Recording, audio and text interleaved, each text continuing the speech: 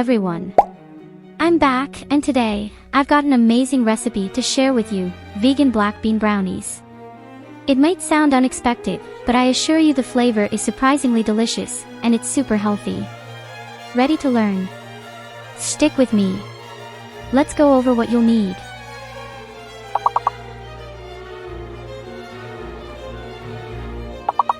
First, preheat your oven to 180 Celsius degrees and grease a baking pan. Then, in a food processor, blend a can of cooked black beans, half a cup of vegetable oil, half a cup of cocoa powder, a quarter teaspoon of salt, and 2 teaspoons of vanilla extract.